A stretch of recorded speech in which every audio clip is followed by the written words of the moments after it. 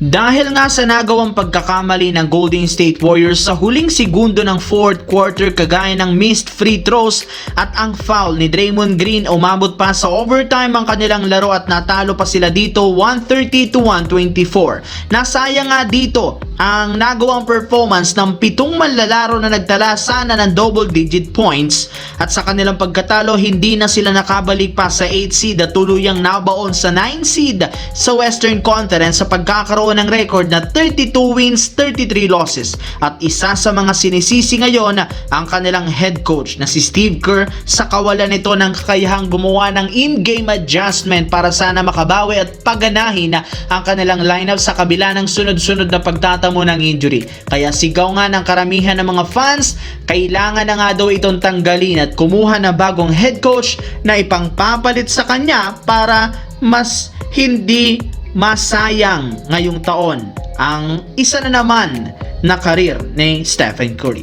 Samantala dito naman, dahil nga sa panalo ng Los Angeles Lakers kontra sa Minnesota Timberwolves, meron na nga silang 40-25 na win-loss record bilang pang-apat na sa West at tuluyan na rin naman nilang nawalis sa regular season ang Wolves sa pagkakaroon ng 3-0 na head-to-head matchup. Grabe nga ang bawi ng Lakers sa Minnesota matapos sila nitong laglagin nitong nagdaang playoffs. Syempre, grabe nga talaga pero pinag-uusapan pa rin sa social media ang malaking debate na mas lumalakas nga daw ang Lakers kapag hindi naglalaro sa LeBron. Simula nga po nang mawala at magtamo ito ng injury, nagkaroon ng team ng 3-game win streak. Mayroon nga silang record na 12 wins, 3 losses kapag naglalaro lamang sina Luka at Reeves nang walang LeBron. Suggest nga ng ilang mga haters, tanggalin na nga daw ito sa lineup. Expiring contract na rin naman siya at magiging free agent na. Meron na rin naman silang player na may pangpapalit sa kanya kagaya ni Rui Hachimura. Ayon sa mga analyst, medyo redundant nga daw kung meron ng Lakers ng LeBron at Rui sa iisang team na siyang isa sa mga rason ng paghina ng kanilang depensa. Kaya kung sakaling tanggalin nila si LeBron at wala silang plano na bigyan ito ng bagong deal, mas matalino nga daw kung kukunin pananatilihin nila muli sa lineup si Rui Hachimura na siyang papalit sa pwesto ni LBJ sa future ng team. Sa kabilang banda, na-extend nga muli ng San Antonio Spurs ang 5-game win streak matapos nilang talunin kanina ang Boston Celtics 125-116 na nagpangat ng kanilang record sa 48-17 bilang second seed.